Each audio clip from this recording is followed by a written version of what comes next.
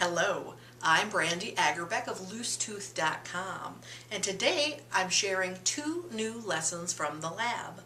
The lab is a 3-day immersion into visual thinking through the tool of graphic facilitation. The last time I shared lab lessons was a year ago in July of 2012 after my first lab. And now a year later, I have had the wonderful experience of sharing the lab with 4 different sets of lab partners.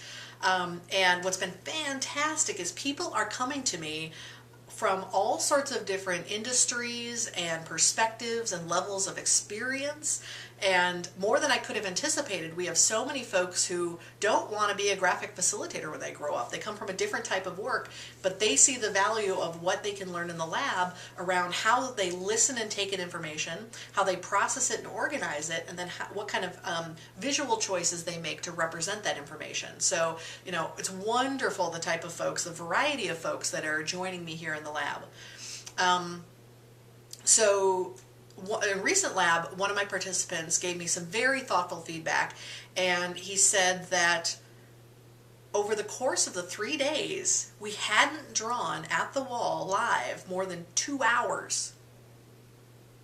And I read that, and it kind of took me aback, and then I did the math, and he was right. So the first lesson really is about the ratio of time from doing the work to talking about the work. That we do get up to the wall and map live content, but it takes a lot of time to really digest and reflect and observe and share and have these wonderful conversations of constructive criticism that help us all learn about what we're doing and how to do it better. So he gave me that feedback, and again, it sort of like startled me, and I had to think about this, and a couple other people have said the same thing, like, I thought I was going to get more practice. So because all of this is an experiment and I continue to iterate and refine and improve, I've been thinking about a few ways I can improve on that. So the first thing is the quality of the content I'm bringing for us to map. In the past, I've leaned heavily on TED Talks, which are a single speaker talking for no more than 18 minutes, and they are ultra concentrated and intense for mapping, because a lot of times they're way shorter than 18 minutes. So in the last lab I said, gosh, this is a little bit like trying to drink orange juice concentrate straight from the can.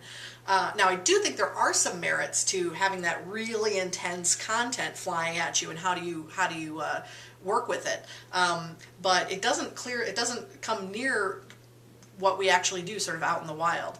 So my first refinement will be to find better content for us to map that is longer, so we have more practice time, and is more conversational. So that's one thing I'm working on. Another thing I'm working on is sort of tightening and refining the way we do have those conversations. We do the critique around each sets of charts. Across the board, people are saying that is the most valuable thing in the lab. It's that direct feedback that you get to your work. And also, people are recognizing that we learn so much from each other. So it's very important that those conversations it's really all of us participating, and not just me sort of as the expert or the leader, that we all have these valuable insights for each other's work. And that you get so much listening while other people's work is being talked about. So I do not want to lose that. I definitely think there's this sort of wonderful chemistry that happens, when you get these 7 folks in a room and we have the time and the space to really talk thoughtfully about the work and really have these incredible in-depth conversations. So again, do not want to lose that. The ratio still is always going to be bigger talking to the drawing, but I think I definitely have some opportunity to sort of tighten that up. And the third refinement really is just sort of about setting expectations. Talking about that in this video here, so that if you're the type of person who thinks the lab is 3 days drawing at the wall, that's not what it is. It's not even 12 hours drawing at the wall. It's maybe I'm shooting for 4 hours drawing at the wall, because I think inherently it just is the simple fact that you do the work, and then it takes a lot of time to really talk about the work and see what our choices what each visual choice that we make in our chart, how that works or how it doesn't work. So again, just let you know that if you want 24 hours of practice, put some paper up in your space and practice, practice, practice, practice, practice, and keep on practicing. But when you're ready to come into this environment where we have a very small group size and that everyone participates, then those conversations are going to give you so much valuable feedback to your work specifically. And again, you're going to learn so much from the feedback that other people are given. So, so yeah, that's the first lesson, is really just looking at that ratio of doing the work to talking about the work. The second lesson is around strengths. So in the first lessons from the lab, I touched on the idea of drawing styles, because that first lab we had a lot of conversations about that in the industry of graphic facilitation, there tends to be sort of certain drawing styles, kind of camps that people, draw within.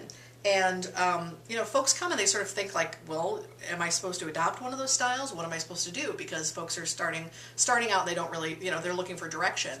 Now, I will tell you every day of the week that I want you to develop your own style that's authentically yours.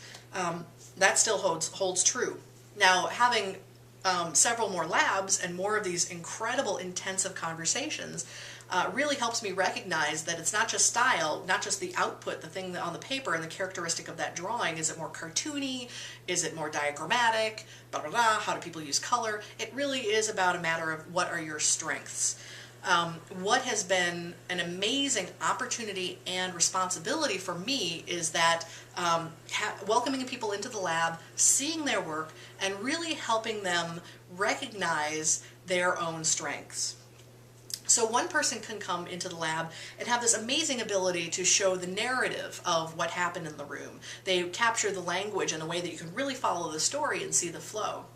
Another person could come into the lab and have this amazing emotional intelligence and really recognize, all the dynamics between the people, and really have these maps that are very empathic and human and wonderful. Another person may come into the lab with my own strength, which is synthesis. So they may be more of an abstract thinker who's really great at integrating and creating these sort of mental models around what they hear. Other folks come in with no set preconception. They've never done the work before. It's wonderful because they get up and they do these drawings that don't have any baggage, that don't have any preconceived idea about what the heck this is supposed to look like. And we learn so much. So no matter how somebody is coming into the lab, we all have our strengths, and we learn so much from these different perspectives. So I think what has happened over the past few labs is a lot of people come in with a very definite sense of, I am X, but I need to be Y. Like, I have this thing I do, but I want to be Brandy. You don't need to be Brandy. One of me is enough. I've got it covered.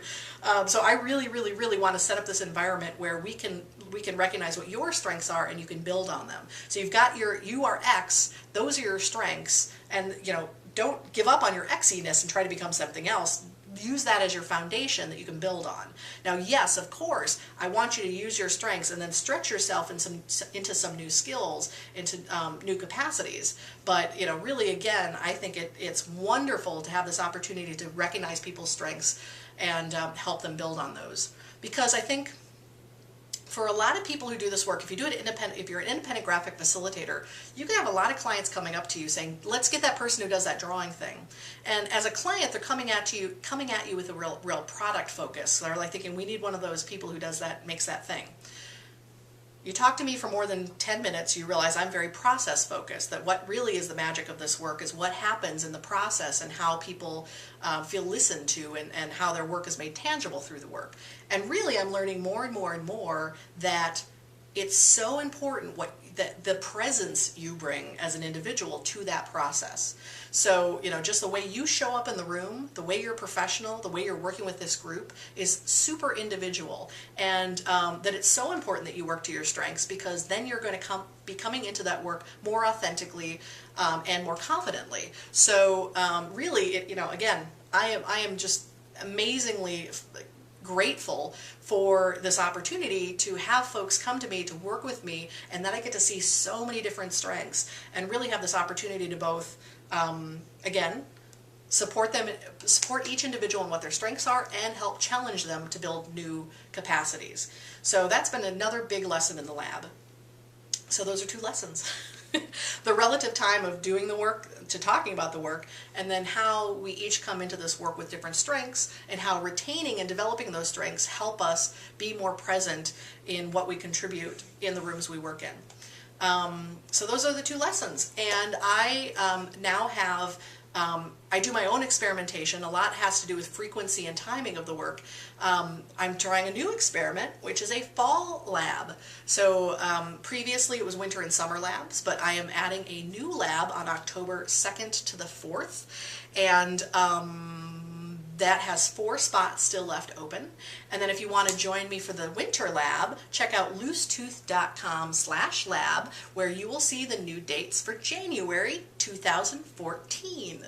So that's the news from the front here in Chicago. I absolutely welcome you to join me in the lab. I hope that whatever kind of work you're doing, that you are working to your strengths while you're also challenging yourself in new ways. So thank you so much for watching.